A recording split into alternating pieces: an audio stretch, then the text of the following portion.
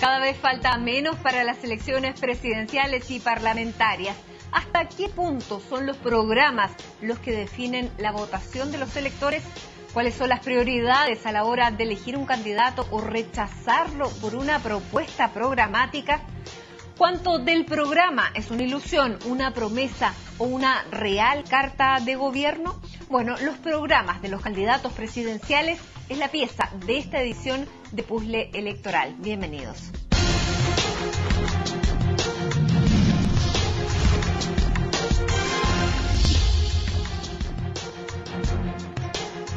Hola Claudio, ¿cómo estás? Estamos a un programa de las elecciones presidenciales, parlamentarias y de Cores, y en esta edición junto a Claudio sobre todo queremos analizar lo que son las propuestas de los 4 candidatos que tienen más medición, que marcan más en las encuestas: Michelle Bachelet, Evelyn Matei, Marco Enrique Sominami y Franco Parisi. ¿Qué es lo que están proponiendo ellos? Y si eso efectivamente es un elemento para tomar una decisión a la hora de votar.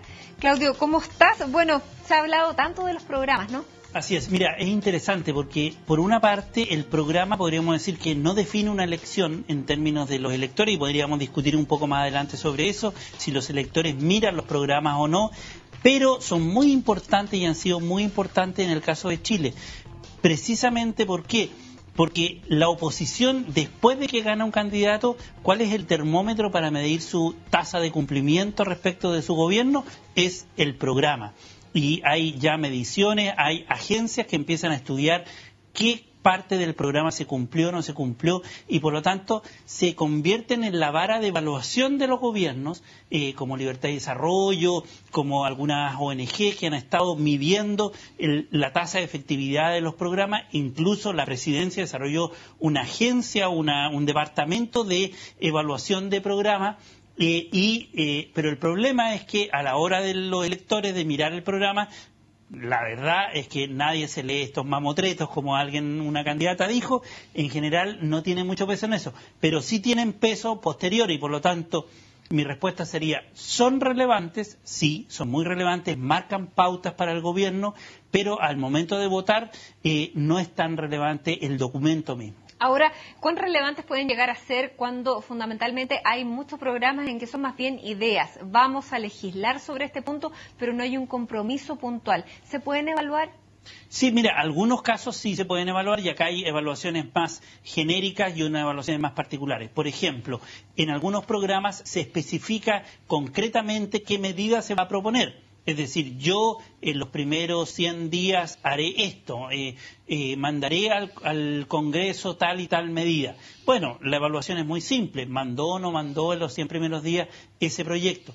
Hay otros que son más genéricos y por lo tanto como ayudaré a fortalecer... Matrimonio igualitario que hablábamos, que analizábamos cuando Michelle Bachelet presentó su programa de gobierno. Efectivamente, si era específico el proyecto de ley o más bien era la idea de legislar sobre ese tema, y era más bien la idea de legislar. Pero vamos a lo concreto sobre Michelle Bachelet, Evelyn Matei, Franco Parisi y Marco Enrique Sominami. Tú hacías un estudio bastante interesante que son las palabras más repetidas dentro de los programas, dentro de los discursos. Te explico, mira, nosotros lo que hicimos fue poner en un programa en Word todos los programas, particularmente Bachelet y Matei. ¿Por qué? Porque el resto de los candidatos tienen, si bien tienen textos, son más bien lineamientos. Estos otros son documentos más elaborados. Por lo tanto, elegimos estos dos, que son las principales candidatas. ¿Qué hicimos? Seleccionamos las palabras principales mencionadas de cada uno de los programas y excluimos algunas, como por ejemplo Chile, gobierno, instituciones o sistema, que se repiten mucho y que en realidad la palabra Chile no tiene mucho que ver con un programa, con una idea. Pero todo lo que fuera una propuesta fueron lo que ustedes destacaron. ¿Y qué encontramos? Entonces, ¿qué encontramos? Primero, nos sorprendió porque pensábamos que Bachelet iba a hacer un énfasis muy importante en derechos, y sin embargo la palabra más repetida en su programa es desarrollo, 196 veces. Después viene derechos, después viene Estado, después viene educación y después viene política. Ese porcentaje, o sea, ese ordenamiento te habla muy bien del programa en términos de que primero énfasis en el rol del Estado. Obviamente, política sectorial, la educación aparece en primer lugar en su política sectorial, pero ella hace un balance interesante entre desarrollo y derechos. Es un programa que a mí me sorprendió que desarrollo apareciera en primer lugar. Matei, en cambio, coloca dos sectores en primer lugar como principales, aparece mucho, muy repetido en su programa. Educación, 128 veces, y salud. Y ¿Es después, más pragmático entonces? es mucho más pragmático. Ahora, el punto es, acá la pregunta es después, ¿qué dice de educación y qué dice de salud en relación a Bachelet? Porque tú puedes hablar infinitamente de educación, pero las propuestas concretas pueden ser muy diferentes un programa y otro. Pero sí, Matei apostó por temas muy concretos como educación, salud. Después aparece país, que es una palabra que hablaba mucho de la unidad nacional del país, ese tipo de cosas, recursos financieros y la palabra ley. De hecho, yo creo que acá hay una diferencia bien importante. Matei apuesta por iniciativas concretas, educación, salud, delincuencia. Después vamos a ver en sus prioridades aparece delincuencia, y Bachelet, desarrollo, derechos, Estado y educación. Entonces hay una orientación más hacia derechos y Estado de Bachelet y una orientación más hacia lo sectorial en el caso de Matei. ¿Tú crees que la gente lo puede percibir esto a través de la campaña, a través de la franja, a través de las propuestas y del despliegue que tiene cada uno de los candidatos? Yo creo que no. Lo que hicimos después es ver las prioridades de cada uno de los candidatos. Yo creo que eso sí lo alcanza a percibir. Veámoslo entonces. Prioridades, y aquí ya tenemos a los 4 candidatos que están liderando las encuestas de los 9 claro. que tenemos. ¿Cómo definimos prioridades? Es la introducción, es decir, cuáles son los ejes temáticos que ordenan su programa. Y Bachelet obviamente puso 3 prioridades y lo ha repetido infinitamente: educación, reforma tributaria y nueva constitución. Esos son ejes pilares que materializó su programa. Matei, si tú te fijas, sus prioridades en su carta de compromisos inicial habla de nuevo, sectores específicos: salud, educación, regiones, regionalización y delincuencia. Es decir, claramente una agenda muy sectorial. Enrique Ominami habla de salud, educación, previsión y viviendas. Ahí hay 2 temas que no habían aparecido en las otras candidatas: previsión y vivienda. Vivienda llama la atención porque vivienda no parece ser un tema urgente en las prioridades de la gente. Sin embargo, lo coloca Enrique Ominami. Y Parisi, llamémoslo, es el más disperso de los candidatos, habla de todo un poquito en términos de las prioridades. Coloca 6 prioridades: constitución, el tema laboral, el tema educación, el tema salud, impuestos y energía. El más disperso en esa materia. Ahora, ¿qué es lo que tienen en común todos?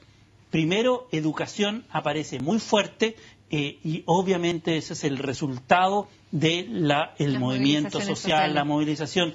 Educación, el que no habla de educación hoy día está perdido, y todas las candidaturas, esa es su prioridad. Segundo, salud. Salud aparece como una prioridad, y eso es interesante. Si usted fija la encuesta UDP y la encuesta del CEP, incluso la encuesta de IMARC, salud aparece destacada como la principal preocupación de los chilenos. Y segundo, educación, y tercero, delincuencia. Entonces, salud y educación se transformó este año en los ejes prioritarios, y los candidatos da cuenta de otra ciudadanía también en las prioridades que están mostrando los candidatos, porque hay una ciudadanía consciente de sus derechos, empoderada, que se moviliza, sí, y que tienen que dar una respuesta a los candidatos, y estas son las prioridades, son reflejo de estas respuestas a estas preguntas y estas interrogantes. Y por eso llama la atención que, por ejemplo, el tema del observatorio judicial esté en las últimas 2 semanas en debate en la campaña de Matei. Llama la atención, ¿por qué? Porque la gente está mucho más preocupada de salud y educación. Hay presión social respecto particularmente de la situación de salud en Chile. Está el tema de la huelga municipal, y en general los candidatos han estado bastante en sus contextos prioritarios de colocar el tema de educación y salud y además obviamente cómo lo van a financiar. Bueno, ¿cómo lo van a financiar? ¿Cómo lo van a materializar todas estas prioridades que se concretizan en los programas de gobierno? ¿Cuánto es lo que decíamos, una ilusión, una promesa de campaña, o efectivamente un compromiso real de gobierno? Es lo que vamos a seguir analizando aquí en Puzzle Electoral. Hacemos una muy breve pausa y ya regresamos. Y en la recta final de las campañas electorales, junto a Claudio Fuentes, en esta edición de Puzzle Electoral, estamos analizando los programas de gobierno de los 4 candidatos que están liderando las encuestas. Estábamos viendo las prioridades y lo que te quería preguntar, Claudio, es cuán real resultan estas prioridades de llevarlas a cabo, de concretarlas, y 2, ¿cuánto le importa a la gente que efectivamente esto sea así? Bueno, respecto de la posibilidad de que se materialicen estos programas, en general no todas las promesas se cumplen, es decir, siempre hay una tasa de no cumplimiento porque estas promesas dependen del balance de poder que exista en el Congreso. Si el balance es desfavorable, va a ser muy difícil. Lo que le pasó a Piñera. Piñera gobernó con casi una minoría, un gobierno de minoría. Por lo tanto, requería mucho acuerdo en el Congreso con la oposición para pasar iniciativas relevantes. Por lo tanto, sus propuestas fueron modificadas por la oposición que tenía la mayoría en el Senado. En el caso de si gana, por ejemplo, Bachelet, obviamente va a depender, y por eso la importancia de los doblajes, y ella ha estado insistiendo, la nueva mayoría, en el tema de los doblajes. ¿Por qué? Porque obviamente una propuesta de nueva constitución requeriría un acuerdo político transversal, significativo, y eso depende de... ¿Cuántos doblajes necesitaría una nueva constitución para sacarlo solo? Depende. Solo, bueno, si tú aspiras a hacer una transformación de la Constitución, requerías 2/3. Por lo tanto, en la Cámara de Diputados requerías 20 doblajes. Necesitas 80 diputados de los 120. Eso nunca se ha conseguido desde el retorno a la democracia, y solo la Concertación obtuvo una vez, que fue 11 doblajes en el año 89, que fue cuando se inauguró el proceso democrático post-dictadura. Por lo tanto... 20 doblajes en diputados, ¿y en senadores? En senadores llega a 7 u 8, si no me equivoco. Doblajes. Por lo tanto, doblajes, sí. O sea, de 10 elecciones. Esta vez es imposible, o sea, llegar a ese nivel no va a ser posible. La gente lo sabe, estas prioridades, estas promesas de campaña, ¿están encadenadas a lo que pasa efectivamente en la elección parlamentaria? No, y por eso la frustración social, porque tenemos un sistema presidencialista que cree mucho en que el presidente tiene mucha capacidad de hacer gestionar una agenda, pero no sabe mucho respecto de que esto requiere un proceso político posterior, que es la negociación en el Congreso. ¿Y hay un riesgo en ello, Claudio? Totalmente, de generar una crisis de expectativa.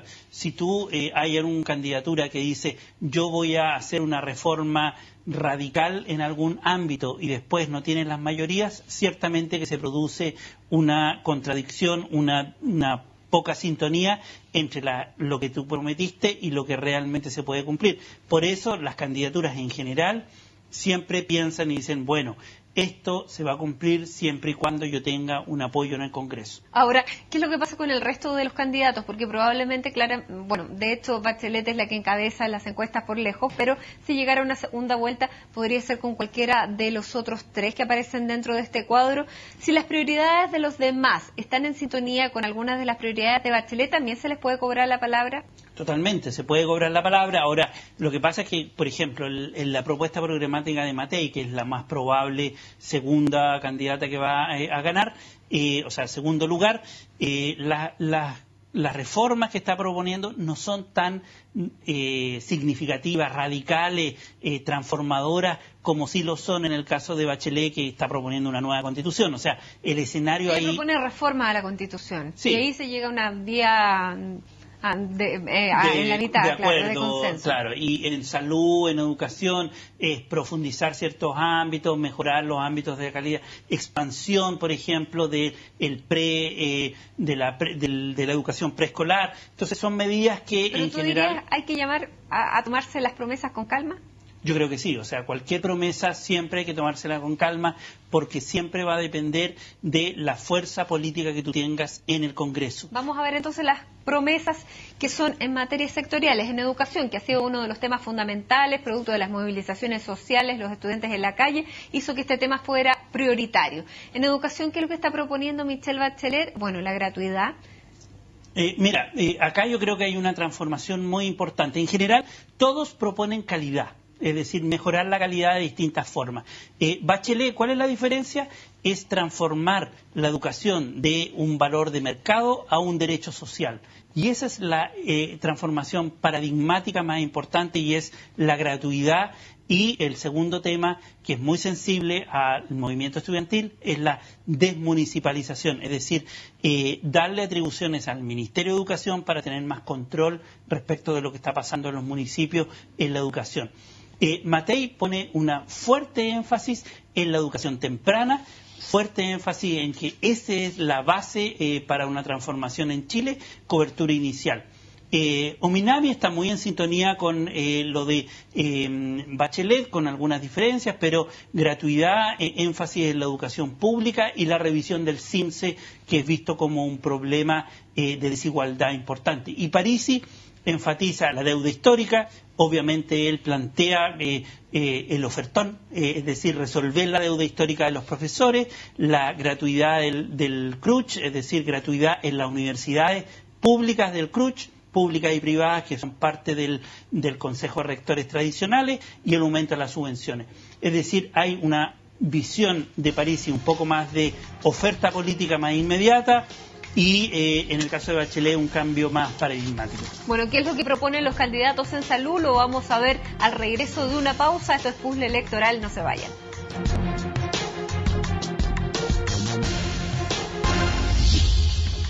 Seguimos analizando las propuestas de los candidatos a pocos días de las elecciones presidenciales y parlamentarias. Estábamos viendo qué es lo que pasaba y qué es lo que prometían en educación. Queremos analizar otro de los temas fundamentales, que es el de salud. ¿Cuáles son las propuestas de estas 4 candidaturas que están liderando las encuestas? Michelle Bachelet dice que hay que fortalecer la salud pública y reformar las ISAPRES. ¿A qué apuntan en materia de salud las candidaturas, Claudio?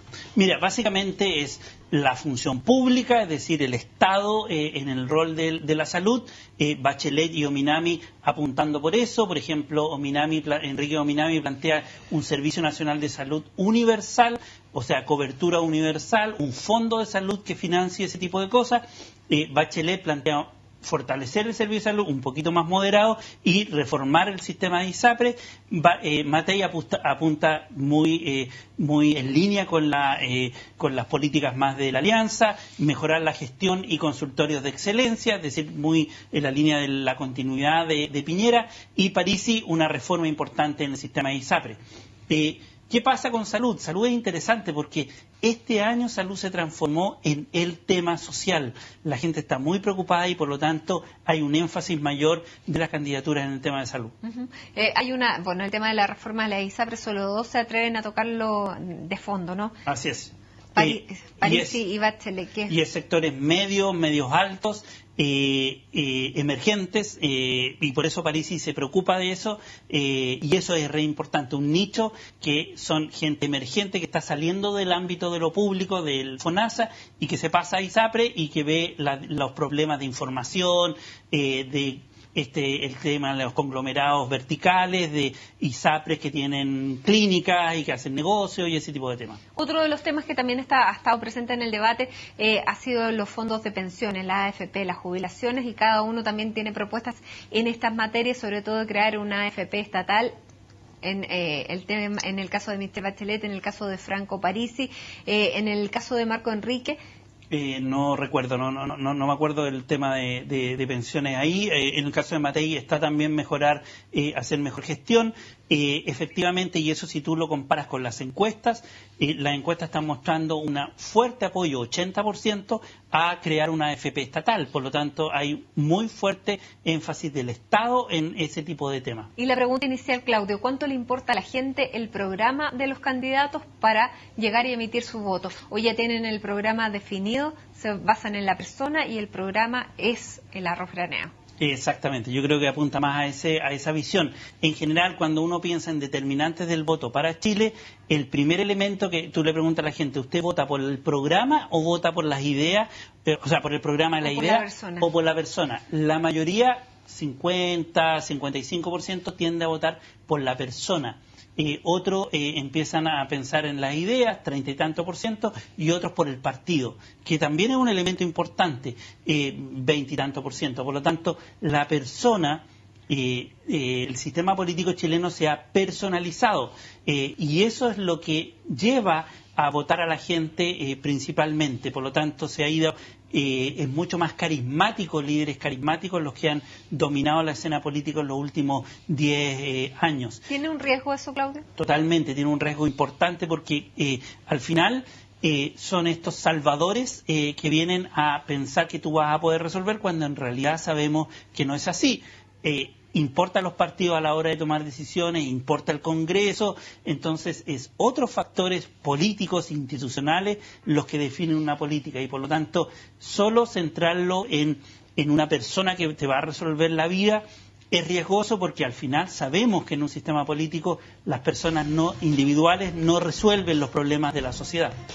Bueno, parecemos tener, toda la gente lo tiene más o menos claro, pero aún así claramente lo que tú dices, que se vota por la persona y más allá del programa es lo que todos piensan y hacia dónde apuntan las encuestas, que es lo que vamos a ver dentro de 10 días más. El próximo 17 de noviembre se van a resolver todas estas, digamos, nebulosas. ¿Qué va a pasar? Va a haber primera vuelta, segunda vuelta, cuánto va a pesar el programa, cuánto van a pesar las críticas a los programas, es lo que seguiremos analizando junto a Claudio Fuentes en Puzzle Electoral, ya a muy pocos días de esta carrera presidencial, parlamentaria y de Cores que se define el próximo 17 de noviembre. Claudio, gracias, nos vemos en la próxima edición. A ustedes también muchísimas gracias por acompañarnos y sigan en la sintonía de CNN Chile.